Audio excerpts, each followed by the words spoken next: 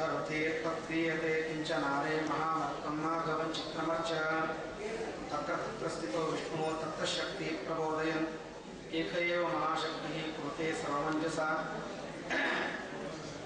द्रव्यं कर्म च कालश्च स्वभावो जीव एव च यदनुग्रहः सन्ति न सन्ति यदपेक्षया मयि स्थितो मदङ्गेषु स्वतन्त्रो व्याप्तवान् हरिः सविष्टुश्च स्वतन्त्रं मां स्वेच्छया भक्तेत्यजः स्वात्मनस्तस्य पूजास्यो मनोवाक्कायवृत्तयः ममैताः इति कर्तारम् उद्देश्यं च हरिं स्मरेत् नारायणाय परिपूर्णगुणार्णवाय विश्वोदयस्थितिलयो नेतिप्रदाय ज्ञानप्रदाय विबुधा सुरसौख्यदुःखसत्कारणाय वित्ताय नमो नमस्ते अशेषवाक्याटमलापहंसे नमं नमं स्पष्टसुभप्रदायिनि ममेह जुह्वाकरसुरङ्गनर्तिकी भवः प्रसन्ना वदने च मे श्रीः बुद्धिर्बलं यशोधैर्यं निर्भयत्वम् अरोगता अजाड्यम् आकुटत्वं च हनुमस्मरणात् भवेत् भवति यदनुभावात् क्रीडनोकोऽपि वाग्मी जडमतिरविजन्तुर्जायते पुनर्दिमौलिः सकलवचनचेतो देवता भारती सा ममोचि दत्तां सन्निधिं मानसे च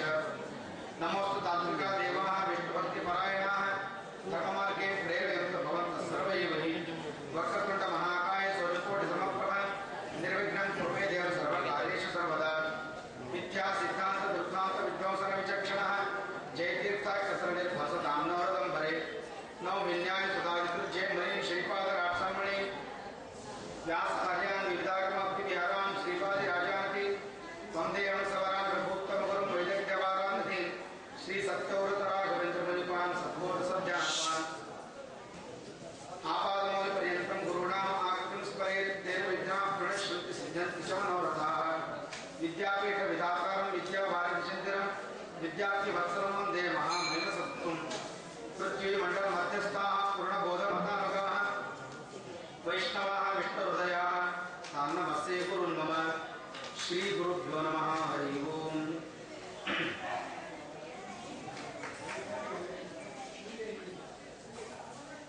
15ನೇ ವರ್ಷದ ಸತ್ಯನಾಥ ಭಜನಾ ಮಂಡಳಿಯ ವಾರ್ಷಿಕೋತ್ಸವದ ಒಂದು ಜ್ಞಾನಸತ್ರ ಕಾರ್ಯಕ್ರಮದಲ್ಲಿ ಅನೇಕ ಈ 15 ದಿವಸಗಳಲ್ಲಿ ಅನೇಕ ಮಹಾ ಜ್ಞಾನಿಗಳು ಯತಿಗಳು ಮಹಾಪಂಡಿತರೆಲ್ಲರೂ ಕೂಡ ಉಪನ್ಯಾಸವನ್ನು ಮಾಡಿದ್ದಾರೆ. ಅದರಲ್ಲಿ ಈ ಬಾರಿಯೂ ಕೂಡ ನನಗೆ ಮಹಾಭಾರತವನ್ನು ಹೇಳುವಂತಹ ಸೌಭಾಗ್ಯ ಸಿಕ್ಕಿದೆ.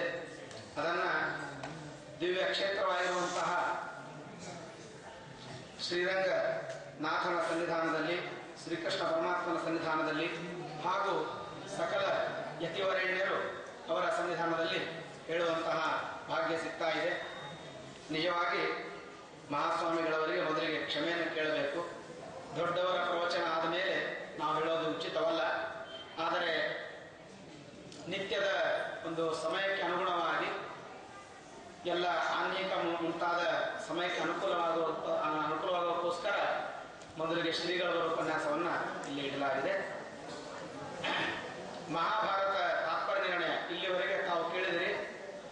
ಶ್ರೀಮದ್ ಆಚಾರ್ಯರು ಬರೆದಿರುವಂತಹ ಗ್ರಂಥಗಳು ಎಲ್ಲವೂ ಅದು ಪ್ರತ್ಯೇಕವಾಗಿ ಅವರು ರಚನೆ ಮಾಡಿದ್ದಾರೆ. ಮಧ್ವರಾಮಾಯಣ ಅಂತ ಅದು ಮಹಾಭಾರತ ತಾತ್ಪರ್ಯ ನಿರ್ಣಯದಲ್ಲಿ ಬಂದದ್ದು.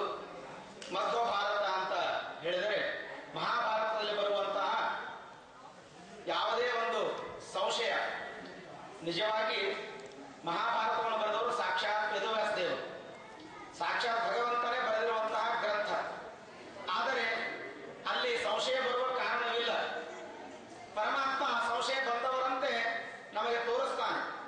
ಹೀಗಾಗಿ ಆ ಎಲ್ಲ ಸಂಶಯವನ್ನ ಅಥವಾ ನಿರ್ಣಯವನ್ನ ಕೊಡೋದಕ್ಕಾಗಿ ಇದಮಿತ್ತಂ ಹೀಗೆ ಇದೆ ಅಂತ ಹೇಳೋದಕ್ಕಾಗಿ ಶ್ರೀಮದ್ ಆಚಾರ್ಯರು ಮಹಾಭಾರತ ತಾತ್ಪರ್ಯ ನಿರ್ಣಯ ಎನ್ನುವಂತಹ ಗ್ರಂಥವನ್ನ ನಮಗೆ ಬರೆದುಕೊಟ್ಟಿದ್ದಾರೆ.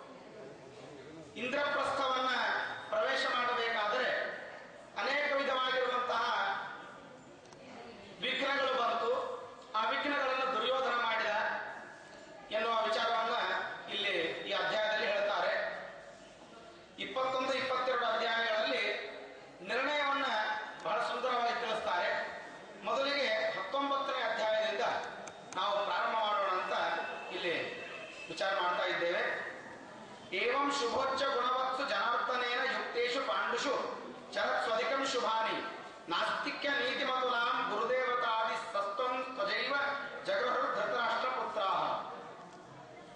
ಪಾಂಡವರೆಲ್ಲರೂ ಕೂಡ ಹಸ್ತಿನಾಪುರದಲ್ಲಿ ದುರ್ಯೋಧನ, ಕೌರವರು ಹಾಗೂ ಪಾಂಡವರು ಸುಖವಾಗಿ ಆ ಹಸ್ತಿನಾಪುರದಲ್ಲಿ ವಾಸವಾಗಿ ಇದ್ದಾರೆ. ದುರ್ಯೋಧನ ಇವನು ಸಾಕ್ಷಾತ್ ಕಲಿ, ರಾಕ್ಷಸ ಸ್ವರೂಪ. ಹೀಗಾಗಿ ಸ್ವಭಾವ ಇದು ಯಾವುದೇ ಪ್ರಸಂಗ ಇದ್ರೂ ಕೂಡ ಸ್ವಭಾವ ವ್ಯತ್ಯಾಸವಾಗುವುದಿಲ್ಲ. ಅವನಿಗೆ ಯಾವಾಗಲೂ ಪಾಂಡವರ ಮೇಲೆ ಸಿಟ್ಟು, ಯಾವಾಗಲೂ ಭೀಮನ ಮೇಲೆ ಸಿಟ್ಟು. ದುರ್ಯೋಧನಿಗೆ ನಾನು ಏನು ಸ್ಪರ್ಧೆ ಮಾಡಿದ್ರು ಭೀಮ ಗೆಲ್ತಾನಲ್ಲ, ಯಾವುದೇ ಒಂದು ಕೆಲಸದಲ್ಲೂ ಕೂಡ ಭೀಮನು ಮುಂದೆ ಇರ್ತಾನೆ, ಪಾಂಡವರಿಗೇನೆ ಒಳ್ಳೆ ಕೀರ್ತಿ ಬರ್ತಾ ಇದೆ, ಅವರಿಗೇನೆ ಯಶಸ್ಸು ಬರ್ತಾ ಇದೆ ಅಂತ ದುರ್ಯೋಧನಿಗೆ ಹೊಟ್ಟೆಯಲ್ಲಿ ಕಳವಳ. ಈ ಒಂದು ಕಳವಳವನ್ನು ತಡೆದುಕೊಳ್ಳಲಿಕ್ಕೆ ಆಗದೇ ಇರುವ ಪ್ರಸಂಗ 13 ವರ್ಷಗಳಾಯಿತು. ಎಲ್ಲರೂ ದೊಡ್ಡ ದೊಡ್ಡವರಾಗಿದ್ದಾರೆ, ಇಷ್ಟು ದಿವಸವಾಯಿತು, ಇವರೆಲ್ಲರೂ ಚೆನ್ನಾಗಿದ್ದಾರೆ, ನನಗೆ ಪ್ರತ್ಯೇಕವಾದ ರಾಜ್ಯ ಸಿಗೋದಿಲ್ಲ. ಪಾಂಡುರಾಜ ಯದ್ಯಪಿ ಅವನು ಇಲ್ಲದೆ ಇದ್ರು ಕೂಡ ಈಗ ನಮಗೆ ಆ ಪಾಂಡವರ ಕೀರ್ತಿನೇ ಹೆಚ್ಚು ಬೆಳೀತಾ ಇದೆ ಅಂದ ಮೇಲೆ ನನಗೆ ರಾಜ್ಯ ಸಿಗೋದಿಲ್ಲ. ನಮ್ಮ ತಂದೆ ಧೃತರಾಷ್ಟ್ರ ಅವನಿಗೆ ಕಣ್ಣು ಕಾಣೋದಿಲ್ಲ, ಅವನು ನಿಶ್ಚಿತವಾಗಿ ಈ ಎಲ್ಲ ವಿಧವಾದ ರಾಜ್ಯವನ್ನು ಅವರಿಗೆ ಕೊಟ್ಟು ಬಿಡ್ತಾನೆ, ಪಾಂಡವರಿಗೆ ಸಿಟ್ಟು ಹೋಗುತ್ತೆ.